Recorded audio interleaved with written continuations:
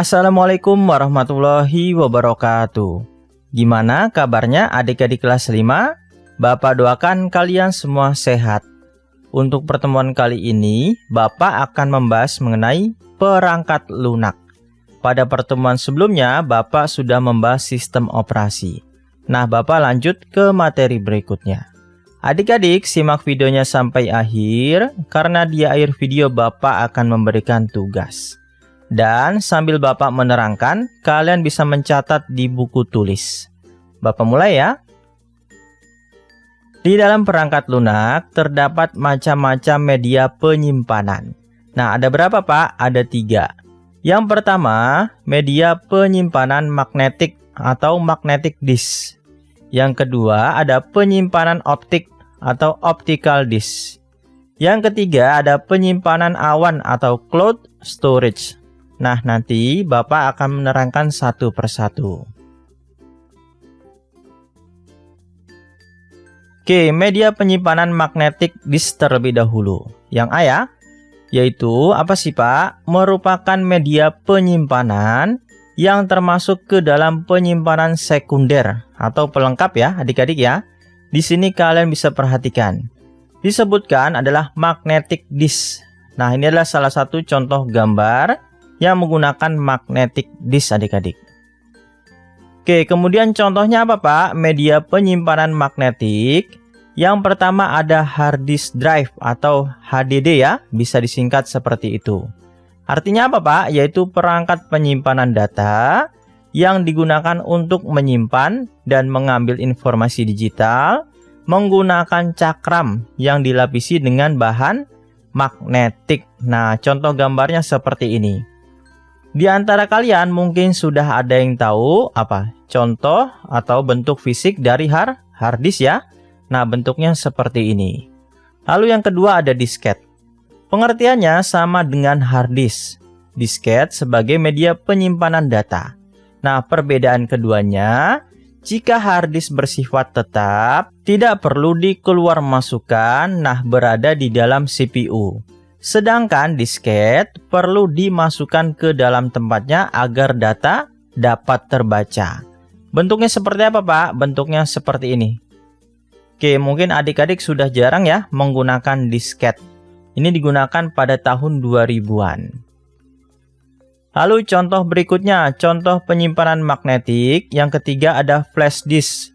Flash disk adalah sebuah alat penyimpanan data eksternal yang dihubungkan port USB yang mampu menyimpan berbagai format data dan memiliki kapasitas penyimpanan yang cukup besar.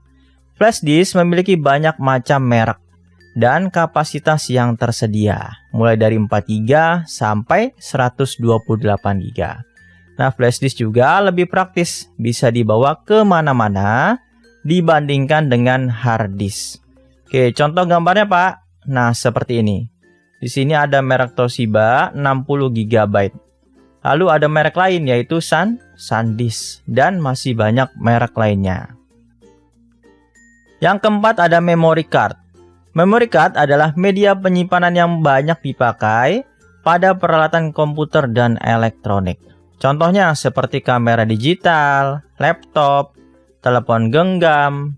Nah, sama dengan flash disk, memory card memiliki kapasitas yang beragam. Ada yang 8 GB, 32 GB, hingga 128 GB. Nah, memory card jauh lebih praktis dibawa atau bisa dibawa kemana-mana. Nah, praktis ya, bentuknya seperti ini. Biasanya ada di dalam HP kalian ya, memori ini. Oke, kita lanjut ke bagian B yang kedua, yaitu penyimpanan optik atau optical disk. Yaitu merupakan media yang menyimpan data komputer yang dapat ditulis dan dibaca dengan menggunakan laser bertenaga rendah. Oke, contohnya seperti apa Pak? Di sini ada gambar CD-ROM adik-adik. Nah, lasernya di mana Pak? Lasernya di sini. Contoh lain ya, semisal adik-adik suka main PlayStation. Nah, itu menggunakan kaset dan menggunakan apa? Laser untuk membaca datanya. Oke, contohnya apa Pak? Contohnya untuk membaca CD. Tahu ya, CDR. yaitu merupakan jenis piringan optik yang pertama kali muncul. CD juga bisa digunakan untuk menyimpan data. Nah, biasanya digunakan untuk menyimpan file-file yang ukurannya kecil. Nah, kapasitasnya hanya 700 MB. Lalu CD-ROM. CD-ROM merupakan tempat untuk membaca CD atau perangkat keras pada komputer yang berbentuk balok. Fungsinya untuk membaca data dari si CD ini. Oke, CD-ROM bentuknya kayak gini. Biasanya ada di CPU paling atas. Nah, ini tempat ini untuk membaca CD. Ya, betul. Kemudian yang C, yang ketiga, ada penyimpanan awan atau cloud storage. Nah, model penyimpanan data komputer di mana data digital disimpan dalam kumpulan yang logis adik-adik atau masuk akal. Atau dalam arti lain, media penyimpanan secara online. Oke, Bapak jelaskan ya. Contohnya apa, Pak? Contohnya ada Google Drive, yaitu merupakan penyimpanan yang sudah familiar atau kalian gunakan untuk menyimpan data secara online. Lalu yang kedua ada OneDrive. Sama ya, merupakan penyimpanan online gratis yang serupa dengan yang ditawarkan oleh Google Drive. Fungsinya sama untuk menyimpan data kita secara online adik-adik. Yaitu di mana? Di server Google Drive dan juga server OneDrive yang dilakukan secara online. Nah, kalian bisa menyimpan data kalian, tidak perlu menggunakan flash disk atau hard disk. Bisa secara online dengan cara apa?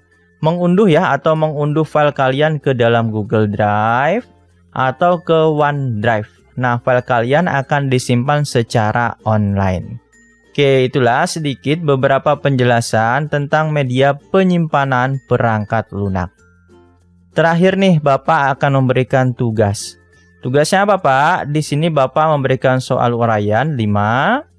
Ya, ini bisa kalian baca di pertemuan sebelumnya. Nah, ini kalian baca di pertemuan yang sekarang. Tugasnya dikerjakan di buku tulis, lalu difoto dan dikirimkan fotonya ke WhatsApp Bapak Rizky. Dikumpulkan paling lambat hari Jumat 20 Agustus. Oke, sampai sini sudah jelas ya. Adik-adik kalau ada yang ditanya, boleh langsung WA Bapak Rizky aja. Untuk pertemuan kali ini Bapak rasa cukup.